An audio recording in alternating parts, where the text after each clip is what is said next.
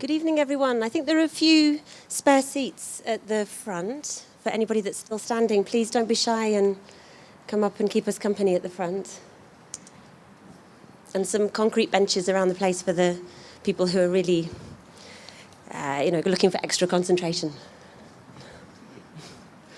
Okay, well, I wanted to say a very warm welcome to everyone here, and thank you so much for coming on this beautiful winter evening at D3.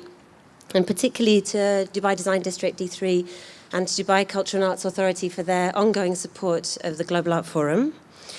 And just a few more thank yous, particularly to Sadia Zahid and Urman Shah from D3, who've helped us an enormous amount with putting this on here this evening.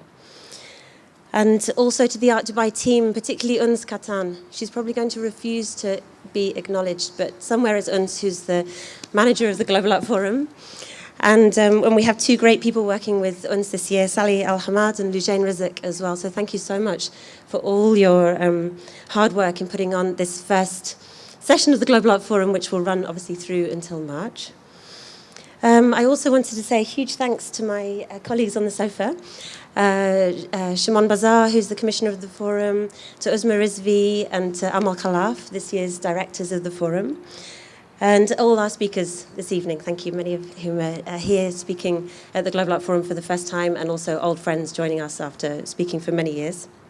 And a particular thank you to Sultan Al-Qasimi, who was director of last year's forum and remains a really close advisor and friend of the forum and the fair. Thank you for everything, Sultan.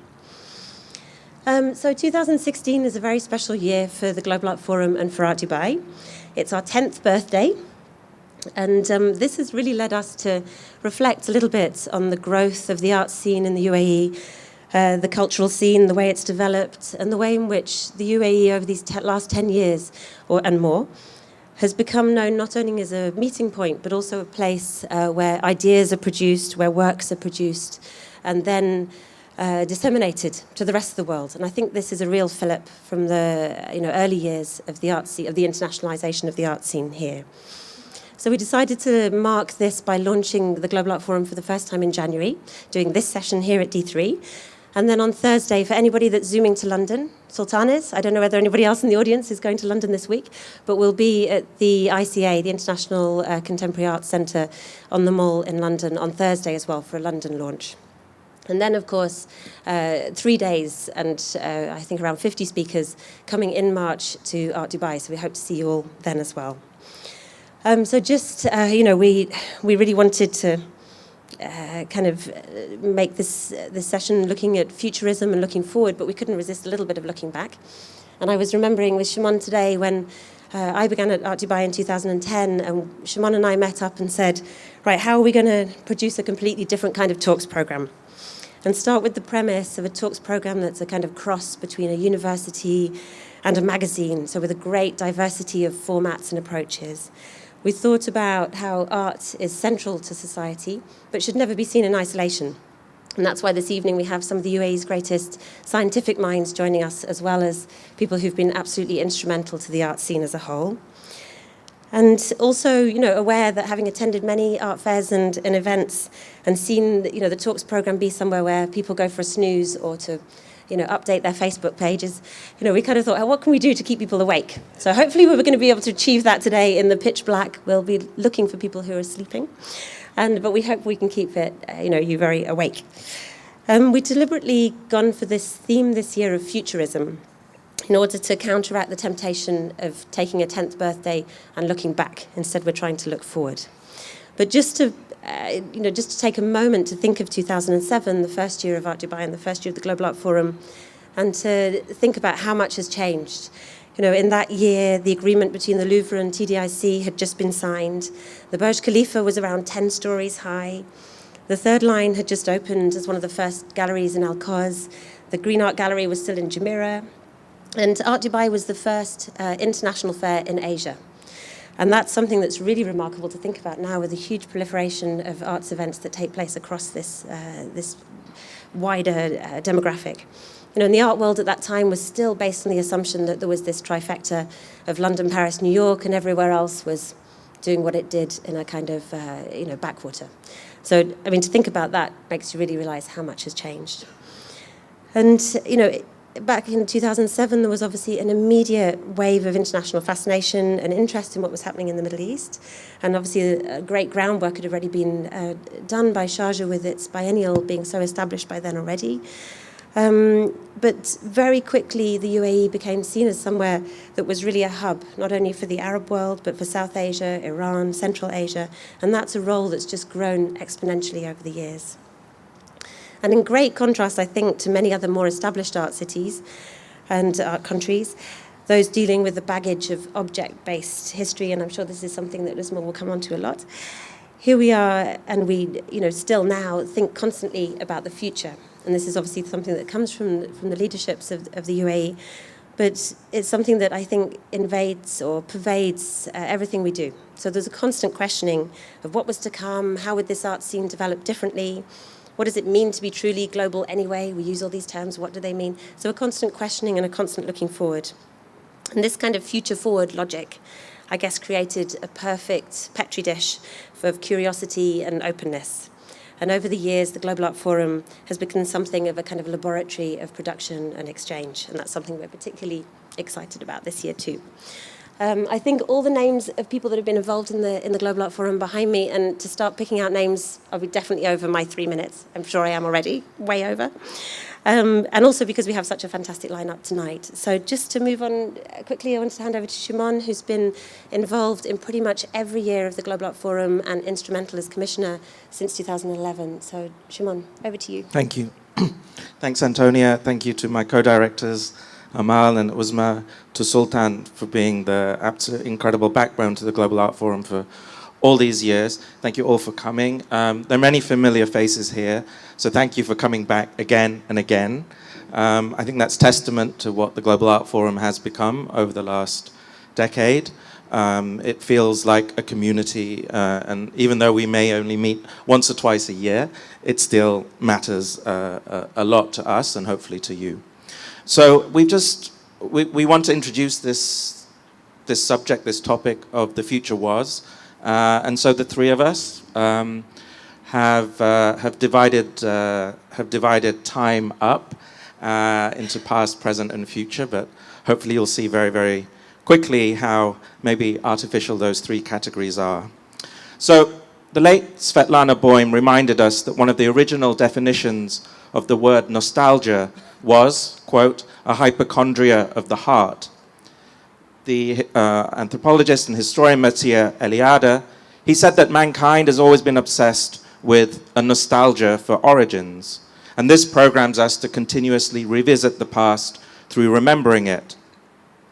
For these reasons and more, anniversaries are modern navigation instruments that help us against the accumulation of time.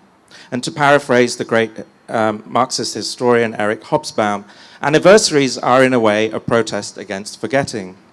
They organize human history into short bursts of collective memory. So on this, our 10th anniversary, we didn't want to be guilty of nostalgia because too much of it and you're blinded to the possibilities of the present. And if you remember the past too piously, you end up canceling the future. But the future does have a past. A very, very long time ago, there were people who didn't really care about the future very much, unless you count tomorrow as the future. Getting through today was more than enough. There was no entitlement or expectation to a long life, and as such, the future was not inevitable. Death could come with a sparrow or with a storm. And before those people were different kinds of people, who didn't see the shape of time as a line that progresses forwards from here to there, from me to the horizon line. Instead, time was circular, infinitely regressive or recursive. It gained its meaning through repetition, through reenactment. There were seasons, harvests, sunrise, moons. Time was finite. Many, many moons later, and the future belonged to Europe from the 15th century onwards, when it exported and expanded its territories via the oceans. Also, interestingly, the 15th century is when the word future appears for the first time in European languages. That can't be a coincidence. So then we got the Renaissance, the Industrial Revolution, the French Enlightenment, and indeed the avant-gardes of the 20th century, and they continued to reorganize the globe from a north-south division to an east-west division. A few years later, into the 21st century, after the fall of the Soviet Union, after 9/11, after the start of the war on terror, I arrived in Dubai in 2005, and I felt that maybe, just maybe, this 500-year-long story was coming to a close, that the tectonic plates were shifting again. The end of history, that infamous term by Francis Fukuyama, seemed to mean nothing here.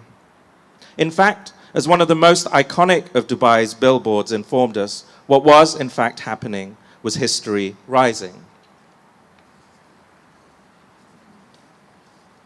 So what we have here are a number of marketing and publicity images from that time. They've been collated by What magazine, especially for us, as a kind of time travel to the past and to the future. Can we move through these a bit more quickly, please? So look at the language, look at the images. Utopia was no longer the province of Plato or Thomas More or Fourier. It was somewhere you could buy and move into. The present was a placeholder for a better tomorrow. The desert horizons, much like we see from here at D3, were the opposite of nostalgia, but they also aspired to a carnival of historical references. Paradox was no longer paradoxical. Our experiences today affirm the fact that time, in our part of the 21st century, 10 years on, once again, is no longer neatly divided between the past, the present, and the future. And so, to introduce the present future in all its extremities and its strange contradictions, I'd like to welcome one of our co-directors this year, Amal Khalaf. Amal. Thank you, Shumon. So here we are, after a dizzying, hyper-driven collective arrival into a future we may be ready for, or maybe not, the present. Our present is one where time is impossible to grasp, seemingly accelerating, but accelerating to where? And where are we coming from? Is now really an accumulation of all that has already happened, or are we still continuously building visions of things to come? Are we speculating on the future, or are we always predicting the present? Today, science fiction has seemingly collided with our present, and we're already driving around, walking around, or hovering around on our hoverboards. I don't know what the verb is for that. Our interactions with people and ideas are mainly through screens. And holograms are real. We build universes, or we're going to build universes off our coastlines, and we're traveling to Mars. And as we hurtle forward, running or hoverboarding, we're on the knife edge of crisis. As things unravel faster than we can compute, we are left with ever more precarious populations, ecologies, cultures, and languages. Despite the world's human population boom, the idea of humanity as the singular leading light of the evolutionary process is slowly fading. Machines, social, political, technical, or scientific, are assembling into a system that threatens to replace humans as the subject of history. What are the politics of thinking of the future from today? As William Gibson said, the future is here. It's just not evenly distributed. Are our ruptured histories in the Gulf, where we seemingly jump through time like Sophia Al-Maria's sci-fi Wahhabi, using our jawals and mobile phones to travel through space and time, are we able to revisit these histories? Is it possible to slow down and think in the deep time our civilization has lived in? For all of our ability to analyze and critique, we have become rooted in what is. And what is, in our present moment, is a space and time increasingly subsumed into a world of global capital, only able to think a few moments into the future and expanding only in scale and size and speed. Here we are, surrounded by both the successes and shadows of yesterday's desired tomorrow. Are we able to envision what else could be? Beyond expanding into the sea and to the event horizons of black holes, how can we move beyond a colonial root of the idea of the future? In Parable of the Trickster, the final parable of Octavia Butler's series. She wrote, "There's nothing new under the sun, but there are new suns." So how do we reorient ourselves to what comes after? Can we save the future of our future? And I ask my amazing co-director, Uzma, Great Rizvi, question to answer. to lead with. So how are we going to save the future? Thank you, Amal. I love that the archaeologist in the group has been asked to consider the future's futures, or in some sense, we might even think the future of futurisms. Although I would imagine in this very moment, the moment I say futurisms, in fact, the Italian poet Filippo Marinetti flip in whatever liminal space he currently occupies.